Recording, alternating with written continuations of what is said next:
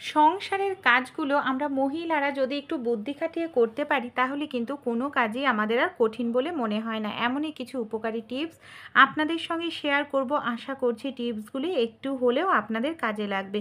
চলুন তাহলে টিপসগুলি দেখে নিই। প্রথম যে টিপসটি শেয়ার করছি, অনেক সময় লঙ্কা কাটতে গেলে বা পেস্ট করতে গেলে না আমাদের হাত জ্বালা করে। তাই কোনো রকম মিক্সার মেশিন ছাড়াই কিন্তু আমরা লঙ্কাটাকে পেস্ট করে নিতে পারি বা কুচি কুচি করে বেটে মানে বাটার মতো করে নিতে পারি একটি গ্লাসের সাহায্যে। এখানে দেখুন আমি একটি গ্লাস নিয়ে নিয়েছি বন্ধুরা। তারপর আমি এখানে নিয়ে নিয়েছি বেলুন দিয়ে যদি এইভাবে হালকা একটু বাড়ি দিই বন্ধুরা, লঙ্কাটা কিন্তু খুব সুন্দর থেতো হয়ে যাবে। এমনকি আমাদের হাত দেওয়ারও প্রয়োজন পড়বে না। আর এখানে মিক্সার মেশিন বা শিলনোড়ারও দেখুন আমাদের প্রয়োজন পড়ছে না। কত সহজেই আমরা লঙ্কাটাকে এই পদ্ধতিতে কিন্তু রান্নার কাজে ব্যবহার করতে পারি। ছোট্ট টিপসটি ভালো লেগে থাকলে আপনারাও করে দেখবেন। অনেক সময় তাড়াহুড়োতে দেখা যায় কারেন্ট চলে যায়, মিক্সার মেশিনে করা যায় না, বা শিলনোড়া প্রত্যেকের বাড়িতে অনেকের এখন থাকে না। তাই ভালো লেগে থাকলে অ্যাপ্লাই করবেন। পরের টিপসটি তাহলে চলুন দেখে নেই। এই ধরনের একটি কন্টেনার আমি এখানে নিয়ে নিয়েছি। এরকম ধরনের কন্টেনার আমাদের প্রত্যেকের বাড়িতেই কম বেশি থাকে। এখানে আমি নিয়ে নিয়েছি পুরনো একটি ফোনের চার্জার। বন্ধুরা, অনেক সময় চার্জার আমাদের নষ্ট হয়ে যায়, কোনো কাজে ব্যবহার করি না, ফেলে দিই। তাই চার্জারের ওপরের অংশটা আমি নিয়ে নিয়েছি। এখানে আমি ফেবিকুইক আঠার সাহায্যে এখানে ঢাকনার সঙ্গে চার্জারটাকে এইভাবে আমি সেট করে নিয়েছি। কিছু সময় রেখে দিয়েছিলাম যেহেতু ফেবিকুইক আঠা একেবারে আটকে গেছে। দেখুন এখানে আমি নিয়ে নিয়েছি আমাদের বাড়িতে যেই ধরনের সোয়াবিনের প্যাকেটগুলো আসে বা আমরা আটা নিয়ে আসি যে প্যাকেটগুলো, তার 3 দিকটা আমি সমান করে কেটে নিয়েছি। রুটি তৈরি করার জন্য এখানে আমি নিয়ে নিয়েছি দেখুন একটি রুটি আটার গুলি। সামান্য পরিমাণ এখানে আমি আটা এইভাবে লাগিয়ে নিলাম। তারপর দেখুন খুব সহজেই কোনো রকম বেলন চাকি ছাড়াই কিন্তু আমরা রুটি বেলে নিতে পারবো। আপনারা চাইলে এই বাকি অংশটা দিয়ে এইভাবে ঢেকে নিয়ে হালকা করে এইভাবে গোল গোল ঘোরাতে হলেই না আমাদের রুটিটা তৈরি হয়ে যাবে, কোনো রকম বেলন চাকির প্রয়োজন পড়বে না। দেখুন দেখতে পাচ্ছেন রুটিটা কিন্তু বড় হচ্ছে। তাছাড়াও আপনারা কিন্তু এইভাবে আটার যে গুলি আছে গুলির ওপরেও এইভাবে চার্জারটাকে ধরে তারপর কন্টেনারের ঢাকনাটাকে যদি গোল ঘোরাতে থাকেন তাহলেও কিন্তু খুব সুন্দর পারফেক্ট রুটি তৈরি হয়ে যাবে। দেখুন এই ছোট্ট টিপসগুলো আমি প্রত্যেককেই অ্যাপ্লাই করতে বলছি না, যাদের প্রয়োজন তারা করতে পারেন। অনেকেরই দেখা যায় বেলন চাকি দিয়ে যদি রুটি বলে হাতে না ব্যথা করে, হাতের কবজিতে যাদের নার্ভের সমস্যা তাদের কিন্তু রুটি বেলতে অনেকটাই কষ্টকর হয়ে ওঠে। তাই কোনো রকম বেলন চাকির প্রয়োজন পড়বে না। আপনারা এইভাবে খুব সুন্দর পারফেক্ট গোল রুটি কিন্তু তৈরি করে নেবেন।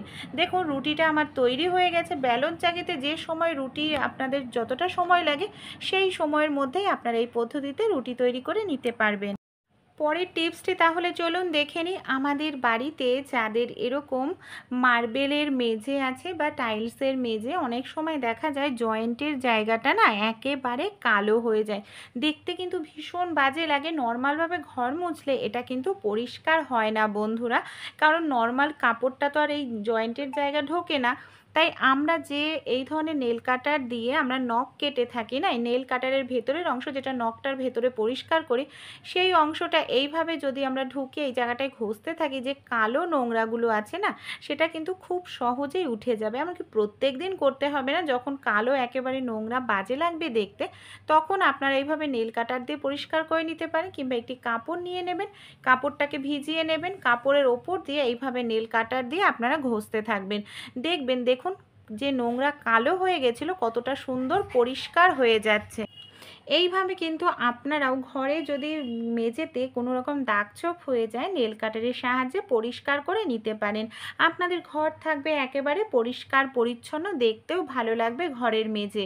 চলুন পরের টিপসটি দেখে। অনেক সময় আমরা যখন রান্নাবাড়ি করতে যাই অনেক সময় বেখেয়ালে আমাদের ঘরের মেঝেতে বা কিচেন স্ল্যাপে এইভাবে তেল পড়ে যায়। আর এই তেলটা যদি কাপড় দিয়ে মুছতে যায় কাপড়টা তেল চিটচিটে হয়ে যায়, কাপড়টাকে আবার আমাদের দেখা যায় ডিটারজেন্ট পাউডার দিয়ে পরিষ্কার করতে লাগে। তাই তেলের জায়গায় আপনারা দিয়ে দেবেন সামান্য পরিমাণ আটা। যে আটার আমরা রুটি তৈরি করে খাই সেই আটাটা দিয়ে কিছু সময় রেখে দেবেন। দেখবেন যে তেল আপনাদের পড়েছিল না, আটাটা পুরোপুরি অ্যাবজর্ব করে নেবে, কোনো রকম কাপড় দিয়ে মোছার প্রয়োজন পড়বে না। এমনকি জায়গাটাও কোনো রকম তেল তেল ভাব থাকবে না। আমরা যখন কোনো কিছু ভাজাভাজি করি দেখা যায় আমাদের না এরকম অনেক তেল বেঁচে যায়। আর এই তেলটা দিয়ে যখন আমরা আবার রান্না করি সেটা স্বাস্থ্যের জন্য ভীষণ ক্ষতিকর হয়ে পড়ে। তাই অবশ্যই একটি চা ছাঁকনির মধ্যে নিয়ে নেবেন টিস্যু পেপার। তারপর আপনারা যদি এইভাবে তেলটাকে ছেঁকে নেন তাহলে কিন্তু তেলটা আপনাদের ফিল্টার হয়ে গেল দুবার। দেখুন নোংরাটা পুরো আমাদের যে টিস্যু পেপার তার মধ্যে রয়েছে নোংরাটা, আর তেলটা একেবারে পরিষ্কার। এই তেলটা দিয়ে আমরা কোনো কিছু রান্না করলে সেটা অতটা ক্ষতিকর হবে না স্বাস্থ্যের জন্য। এমনকি আমাদের যে তেলটা সে তরকারি করলেও কালো হবে না। পরের টিপসটি তাহলে চলুন দেখে নিই। আমরা যে সেলোটেপ ব্যবহার করি অনেক সময় দেখা যায় সেলোটেপের মাথাটা আমরা খুঁজেই পাই না, এরকমভাবে আমাদের খোঁজাখুঁজি করতে লাগে, অনেকটা বিরক্ত বোধ হই। তা আমাদের হাতের কাছে তো পেন পেন্সিল যেটা থাকবে নিয়ে নেবেন, সেটা দিয়ে এইভাবে যদি দাগ কাটতে থাকেন খুব সহজেই সেলোটেপের মাথা কিন্তু আপনারা খুঁজে পাবেন। সেলোটেপের মাথাটা যাতে না হারায় সামান্য সেলোটেপের মাথার মধ্যে ছোট্ট একটি সেফটি পিন লাগিয়ে রাখবেন, খুব সহজেই সেলোটেপের মাথা খুঁজে পাবেন, যখন প্রয়োজন ইউজ করবেন। পরের যে টিপসটি শেয়ার করব, এই ধরনের পুরনো কৌটো আমাদের বাড়িতে অনেকেরই থাকে। অবশ্যই কৌটোটা একটু মজবুত দেখে নেবেন। দেখুন অনেক সময় দেখা যায় মিক্সিতে আমরা মশলা করতে যাব, কারেন্ট চলে গেছে, বা শিলনোড়াতে অল্প পরিমাণ মশলা পেস্ট করা যায় না। তাই আদা, রসুন, পেঁয়াজ, কাঁচা লঙ্কা খুব সহজেই কিন্তু আপনারা এই কৌটোর সাহায্যে এইভাবে দেখুন একটু বেলনের সাহায্যে পেস্ট করে নিতে পারবেন। হালকা করে দেখুন আমি একটু এইভাবে মানে বাড়ি দিচ্ছি, খুব সুন্দর কিন্তু মশলাটা থেতো হয়ে যাচ্ছে, দেখতে পাচ্ছেন। আমি বের করেও আপনাদের দেখাবো, কোনো রকম মিক্সার মেশিন বা শিলনোড়া কিছুর প্রয়োজন পড়বে না। দেখুন আমি এখানে রসুন, পেঁয়াজ, লঙ্কা পেস্ট করে দেখালাম, কত সহজে হয়ে গেল, এমনকি হাত দেওয়ারও প্রয়োজন পড়লো না। পরের যে টিপসটি শেয়ার করব, এই ধরনের কাঁঠাল, পাকা কাঁঠাল যখন আমরা ভাঙতে যাই আমাদের হাতে তেল লাগিয়ে নিতে লাগে, না হলে হাতে আঠা লেগে যায়। তেল লাগানোর প্রয়োজন নেই, আপনারা একটি পরিষ্কার পলিথিন হাতের মধ্যে পরে নেবেন। তারপর যদি এইভাবে কাঁঠালের কোয়াগুলো ভাঙতে থাকেন হাতের মধ্যে আপনাদের একটুও কিন্তু আঠা লাগবে না। বন্ধুরা দেখুন কত সহজেই কাঁঠালটা থেকে আমরা কোয়াগুলোকে এইভাবে আলাদা করে নিতে পারি, হাতও আমাদের পরিষ্কার থাকবে। দুধ জাল দেওয়ার পর দুধের পাত্রটাকে আমরা কি করি, ধুতে বের করে দিই, কিন্তু পাত্রটা ধুতেও অনেকটা সময় লাগে। তো এই পাত্রটার মধ্যে অনেকটা দুধের স্বর, দুধ লাগা থাকে গায়ে। তাই আমরা যে আটার রুটি তৈরি করে খাই সেই আটাটা যদি আমরা এইভাবে দেখুন দুধের পাত্রে দিয়ে হ্যান্ড হুইস্কির মাধ্যমে গোল ঘোরাতে থাকি, তাহলে যে দুধের স্বর বা দুধ লেগে থাকে সেটা আটার মধ্যে লেগে যাবে বন্ধুরা। সেই সঙ্গে দেখুন পাটিটাও আমাদের পরিষ্কার হবে, আর হাত লাগানো ছাড়াই কিন্তু আমাদের আটাটা মাখা হয়ে যাবে। আর এইভাবে যদি আটাটা মেখে আপনারা রুটি তৈরি করে খান, রুটিটাও খেতে খুব ভালো লাগবে কিন্তু বন্ধুরা, কারণ রুটিতেই রয়েছে দুধের স্বর। পরের যে টিপসটি শেয়ার করব মাছ নিয়ে।